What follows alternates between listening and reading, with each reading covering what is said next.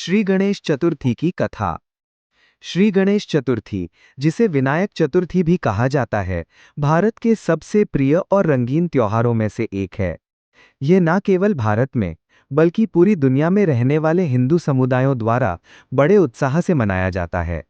ये पर्व विघ्नहर्ता, बुद्धि, ज्ञान और समृद्धि के देवता भगवान गणेश के जन्मोत्सव के रूप में मनाया जाता है।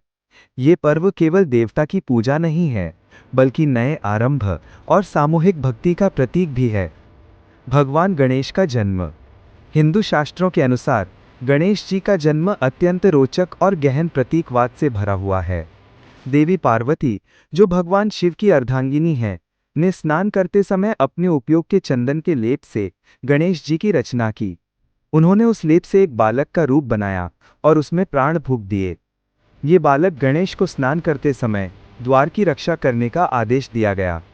कुछ समय बाद भगवान शिव घर लौटे और अंदर प्रवेश करना चाहा।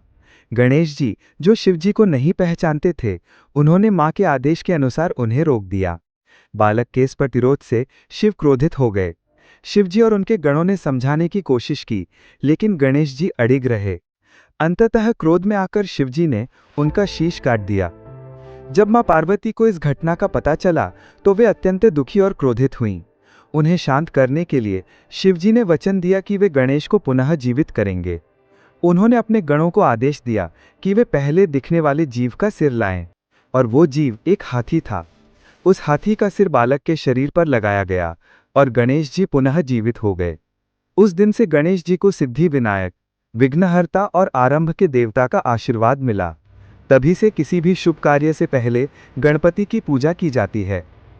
गणेश चतुर्थी का महत्व। गणेश चतुर्थी भाद्रपद मास के शुक्ल पक्ष की चतुर्थी को मनाई जाती है, यानी अगस्त सितंबर में।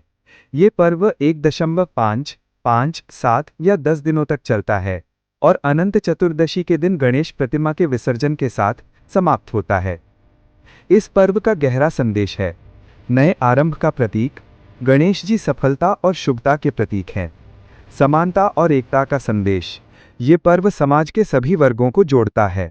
पर्यावरण के प्रति संवेदनशीलता।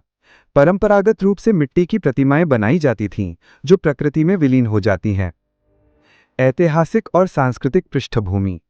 यद्यपि गणेश जी की पूजा प्राचीन काल से होती रही है, परंतु गणेश चतुर्थी का सार्वजनिक उत्सव मराठा शासक छत्रपति शिवाजी महाराज के समय में प्रारंभ हुआ। उन्होंने इसे समाज में एकता लाने के लिए बढ़ावा दिया। बाद में ब्रिटिश शासन के दौरान लोकमान्य बाल गंगाधर तिलक ने इसे 19वीं शताब्दी के अंत में सार्वजनिक आयोजन में बदल दिया। उन्होंने समझा कि ये पर्व लोगों को एकजुट कर स्वतंत्रता आंदोलन की भावना को मजबूत कर सकता है। इस प्रकार ये त्योहार धार्मिक होने के साथ साथ सांस्कृतिक और सामाजिक आंदोलन का प्रतीक भी बन गया। गणेश चतुर्थी कैसे मनाई जाती है? ये पर्व गणेश प्रतिमा की स्थापना से प्रारंभ होता है, चाहे वो घर में हो या सार्वजनिक पंडालों में। पंडालों को फूलों, रोशनी और सामाजिक संदेशों या पौराणिक कथाओं पर आधारित थीम से सजाया जाता है। मुख्य अनुष्ठान है इस प्रकार। प्राण प्रतिष्ठा। वैदिक मंत्रों के साथ मूर्ति में प्राण स्थापित करना। नैवेद्य और भोग। मोदक, दुर्वा घास, नारियल और फूल अर्पित करना। आरती और भजन। सुबह शाम भक्ति गीतों के साथ आरती, ढोल और ताशे की गूंज। सांस्कृतिक आयोजन, नृत्य, संगीत, नाटक और सामूहिक भोजन। 10वें दिन अनंत चतुर्दशी को भव्य शोभा यात्रा के साथ गणेश प्रतिमा को नदी, तालाब या समुद्र में विसर्जित किया जाता है। लोग जोर से गाते हैं, गणपति बप्पा मोरया, पुढच्या वर्षी लवकर या। ये सृष्टि के निर्माण और लय के चक्र का प्रतीक है। आधुनिक उत्सव और पर्यावरण अनुकूल पहल। पिछले कुछ वर्षों में पर्यावरण संरक्षण के प्रति जागरूकता बढ़ी है। जहां पहले परंपरागत मिट्टी की मूर्तियां बनाई जाती थीं, वहीं अब प्लास्टर ऑफ पेरिस और रासायनिक रंगों वाली मूर्तियां पर्यावरण को नुकसान पहुंचा रही हैं। इस समस्या के समाधान के लिए अब इको फ्रेंडली गणेश मूर्तियां बनाई जाती हैं, जिनमें प्राकृतिक रंग, कागज या बीजों का उपयोग होता है, जो विसर्जन के बाद पेड़ का रूप ले सकते हैं। ऑनलाइन दर्शन भी अब प्रचलित हो गए हैं, खासकर कोविड महामारी के बाद। गणेश चतुर्थी का आध्यात्मिक संदेश। गणेश चतुर्थी केवल एक त्योहार नहीं है, बल्कि एक आध्यात्मिक प्रेरणा है। गणेश जी का बड़ा सिर ज्ञान का प्रतीक, छोटी आंखें एकाग्रता का संदेश, बड़े कान अधिक सुनने और सीखने का संकेत। लचीली सूंड अनुकूलनशीलता का प्रतीक।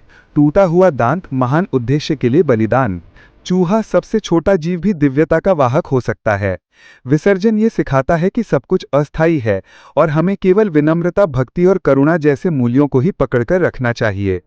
निष्कर्ष। गणेश चतुर्थी एक ऐसा त्योहार है जो भक्ति, संस्कृति और सामाजिक सौहार्द को खूबसूरती से जोड़ता है। गणेश जी की जन्म कथा से लेकर आधुनिक पर्यावरण अनुकूल उत्सवों तक ये पर्व समय के साथ बदलता गया है, लेकिन इसका मूल भाव ज्ञान, समृद्धि और एकता आज भी वही है। ये हमें सिखाता है कि हर नई शुरुआत विश्वास और साहस से करें, जीवन के अवरोधों को दूर करें और मिलजुल कर जीवन का उत्सव मनाएं।